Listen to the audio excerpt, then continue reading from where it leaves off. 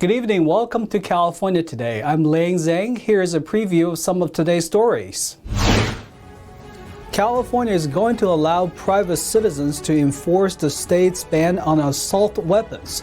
The new bill will prohibit marketing certain weapons to children and tighten ghost gun restrictions.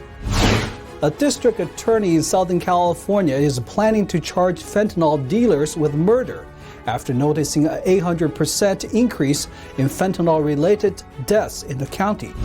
Up next, a former employee of the Anaheim Angels was found guilty in the death of one of the team's pitchers.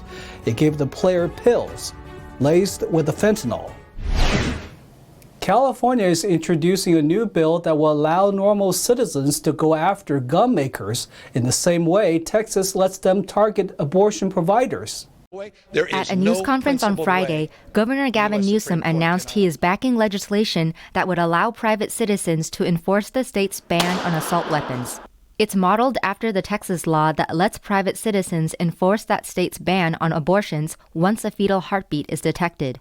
If Texas can use a law to ban a woman's right to choose and to put her health at risk, we will use that same law to save lives and improve the health and safety of the people in the state of California, allowing you to enforce the illegal sales and manufacturing of weapons of war and assault rifles and ghost guns. By modeling the bill after the new Texas abortion law, Newsom argues that the Supreme Court will have to uphold this California law if it is challenged in court. The bill has not been filed yet, but the Associated Press reported the bill would let people seek a court order to stop the spread of these weapons. Individuals could also recover up to $10,000 in damages for each weapon, plus attorney's fees. For decades, California has banned the manufacture and sale of assault weapons. But last year, a federal judge overturned that ban. The law is still in place while the state appeals the decision. Newsom said he looks forward to signing the legislation shortly. San Francisco officials touted that the number of visits to the city's safe injection site jumped significantly in the second and third week. But recent reports shows only a few dozen people each week received successful long-term services. Here's NTD's Cynthia Kai with the details. According to weekly reports by the Tenderloin Emergency Initiative, the Linkage Center saw an average of over 2,000 visits per week between January 24th through February 13th. The initiative is led by the Department of Emergency Management. The department's director told the Board of Supervisors that there are people who visit the center multiple times each week. So the overall visits are not unduplicated, and so there could be some duplication in those numbers. Carol said the center helps move people off the streets and referred close to 900 people to treatment between mid-December through January. We've placed 117 people from the street into shelter. We have referred or transported 839 people, 893 people from the TL to medical or mental health or substance use disorder treatment through street crisis and outreach teams.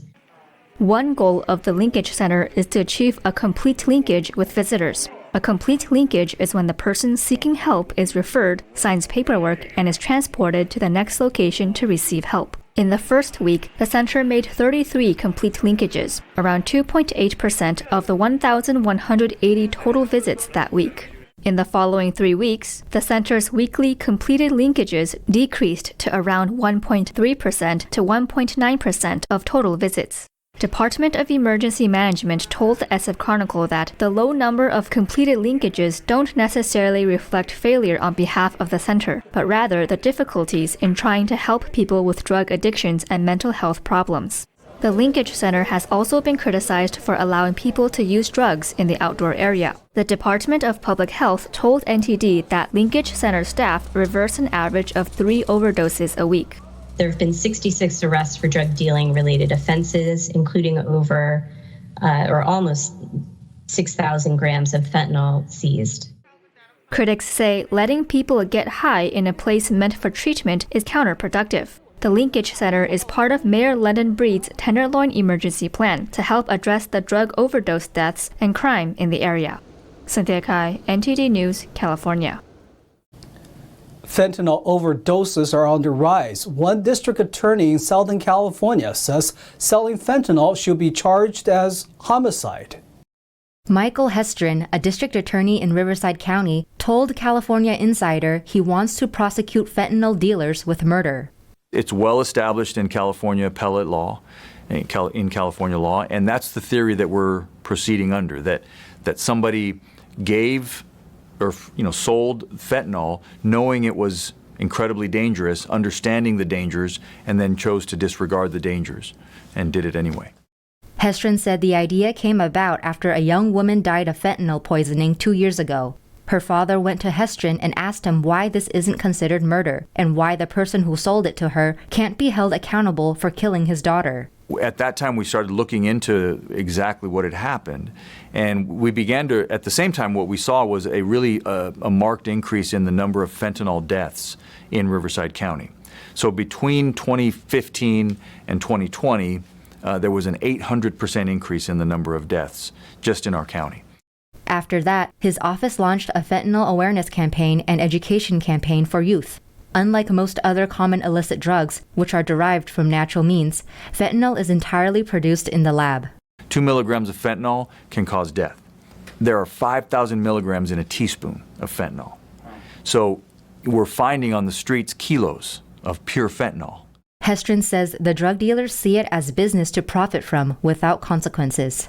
I want to get the drug dealers to think to themselves, in Riverside County, if I deal fentanyl, I could go to prison for the rest of my life. And that's what I'm after, because I want them to stop. Hestrin has 10 defendants and 9 cases so far. Other district attorneys' counties nearby are taking a similar approach. He warns people to never take any pills not prescribed by a doctor. According to the CDC, fentanyl is mixed with heroin, cocaine, or methamphetamine and then turned into pills that are made to resemble other prescription opioids.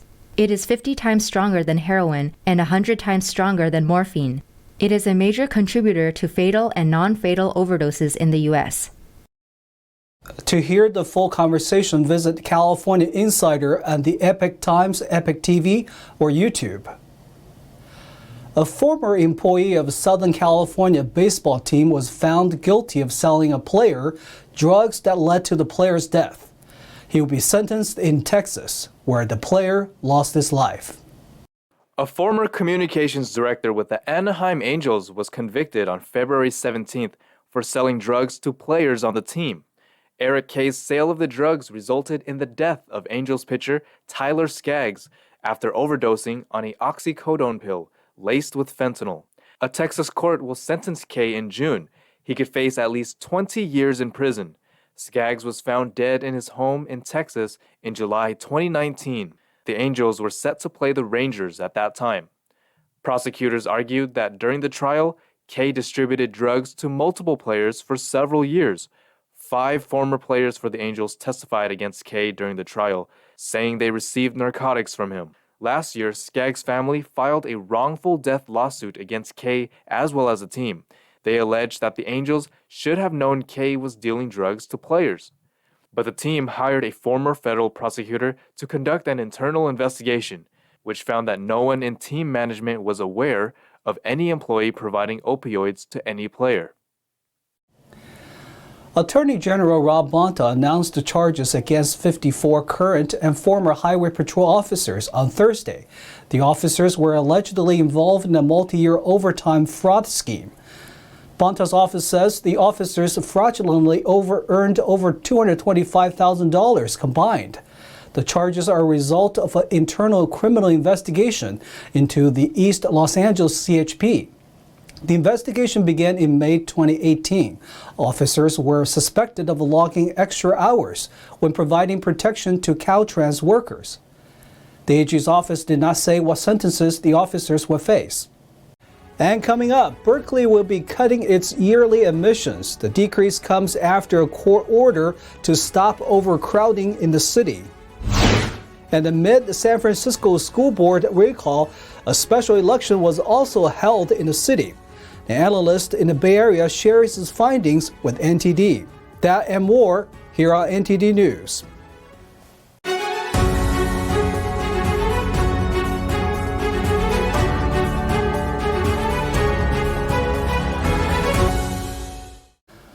Following San Francisco's recent special election, some say that change may be coming to the city. NTD's David Lam speaks with a Bay Area data analyst who talks about the school board recall and the candidates running for state assembly. While headlines were mostly about the recent San Francisco school board recall, a special election was held at the same time. One analyst said he thinks voters are starting to change their perspective. In San Francisco, I believe the voters are waking up.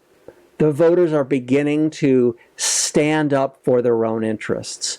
Larry Marceau, a political data analyst, said the 3 school board members were recalled with over 70% support for their removal. We've seen that this was, in fact, a parent-sponsored, a nonpartisan-sponsored, grassroots effort that crossed all party lines. The voters crossed all party lines. Marceau constructed an auditing platform that helps his team analyze voting data. It's been used in 6 San Francisco elections, as well as by state governments, campaigns, and candidates across the country. San Francisco ballots often have more than a single race.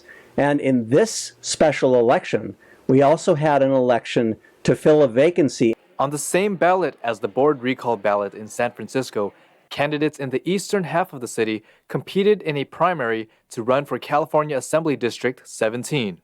The district encompasses the Mission, Tenderloin, and South of Market neighborhoods. Tuesday's primary included Supervisor Matt Haney and Vice Chair of the California Democratic Party, David Campos, 2 leftist progressives. Neither of them addressed the issue of the school board, except to say, we're opposed to the recall of Lopez, and we're opposed to the recall of Moliga.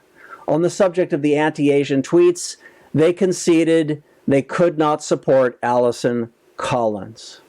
While voting for the progressive candidates, many San Franciscans also supported the recall. Around 70% of Haney supporters voted in favor of the recall. Around 48% of Campos supporters voted in support of the recall. NTD reached out to Matt Haney and David Campos for comment, but didn't hear back. David Lam, NTD News, California. The University of California Berkeley campus's enrollment is now limited after losing a court case about overcrowding in the city of Berkeley. The school that makes the city famous must lower its incoming classes. UC Berkeley may be cutting its incoming student body by about 1/3 this coming fall. The university announced on February 14th that it will have to cut just over 3,000 spots for incoming undergraduates. A February 10th court order requires Berkeley to reduce its admission levels to what they were several years ago. The university wrote that it would have a devastating impact on potential students. About 5,000 less admission letters will be sent out. The court order came after community group Save Berkeley's Neighborhoods filed a lawsuit saying the university's growing enrollment is harming the city. The group's website says long-term residents have been forced out of their neighborhoods. The president of the group said the high enrollment leads to displacement of lower-income renters, homelessness, and poorer environmental quality in the city. Students applying to Berkeley feel differently about the ruling. One prospective student who says she dreamed of attending Berkeley said, "I honestly have no words other than my dream school has now been pushed further out of reach." The Chancellor of the CSU system resigned on Thursday of allegations that he covered up a colleague's sexual misconduct. The former 8th Chancellor of the system said he did not want to detract from the CSU's education mission. Chancellor of the California State University system, Joseph Castro, announced he is quitting on Thursday. His resignation comes after growing criticism of the way he handled sexual harassment allegations and bullying involving a former assistant. Castro said in a statement that he was honored to serve the CSU system for 8 years. He said his resignation was necessary amidst media reports and commentary on his behavior. Before being appointed as Chancellor in 2020, Castro served as president of CSU Fresno. During his time there, reports came out that he authorized a $260,000 payout to former Vice President of Student Affairs Frank Lamas, according to the LA Times. Lamas further received a retirement package. However, Lamas was also a subject of bully and sexual harassment claims that went back to 2014. Additionally, Castro wrote a letter of recommendation for llamas without disclosing university findings against llamas. Shortly after, Castro was appointed Chancellor, but didn't inform the Cal State System Board of Trustees of the investigation. Castro previously was hailed as a strong advocate for both employees and students. The CSU board is now working to replace Castro. A former firefighter has been helping homeless people in San Francisco as a street medic. NTD's David Lamb reports. Cooper Arona used to be a firefighter. She was injured on the job and now lives with disabilities in San Francisco. She receives a small monthly disability check and has been a street medic who helps homeless people who need medical attention. In her experience, she has come across a few people that refuse to get off the streets. Being unhoused and on the street, getting money for free that's neat for you, then that's kind of a sad way of living, So I keep it straight up and honest. The homeless across the city know her because she cares for them and does outreach. Arona told NTD she travels the streets at night to help others. As a former firefighter, she uses her skills to help others who don't seek medical help from hospitals for a variety of reasons. I try to give people resources and things where they can grow and become better members of our society. Arona has been in a few documentaries telling her story. The state has an ongoing homeless crisis, and it only got worse during the pandemic. On Wednesday, Newsom announced that the state will spend over $116 million for 7 new home key projects. David Lamb, NTD News, San Francisco.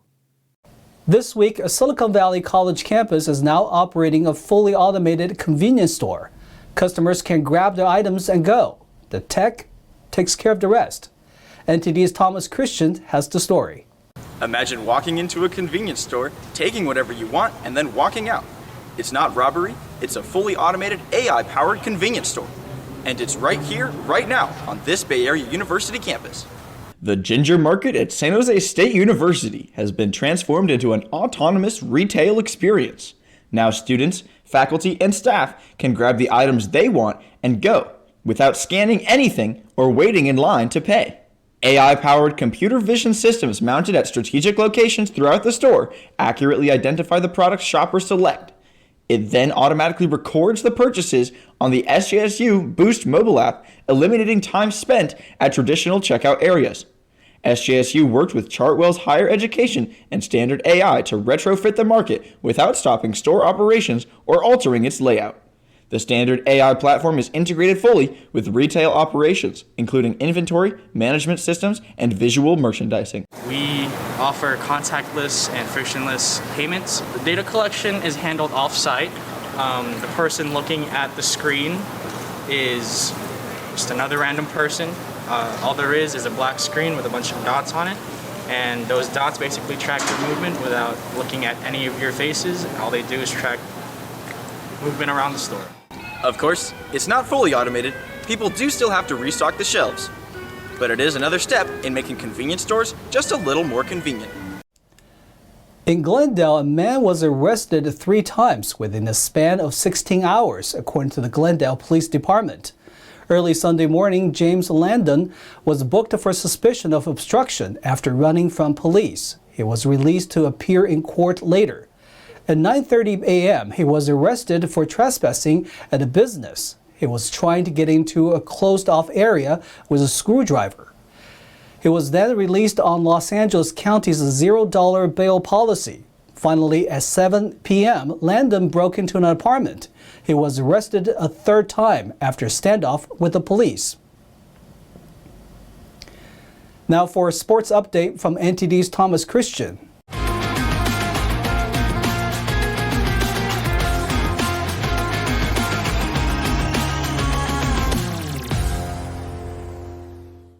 I'm Thomas Christian, giving you the California Today Sports Roundup.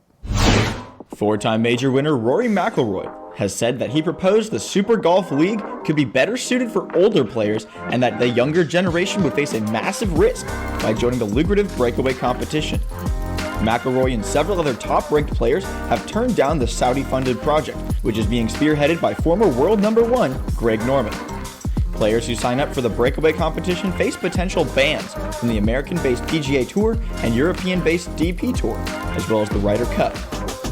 32-year-old Northern Irishman, who previously labeled the proposals as a money grab, said world number 1 Jon Rahm and second-ranked Colin Morikawa have also dismissed the project. Former world number 1 Adam Scott confirmed he was in discussions with organizers of the new circuit, which is expected to have a lighter schedule than the PGA Tour. A new format for the NBA's 2022 All-Star Weekend in Cleveland will attempt to amaze fans and experiment with rules changes. Newly revamped in 2018, the All-Star Weekend has seen new events and formats each year, and this year is no different.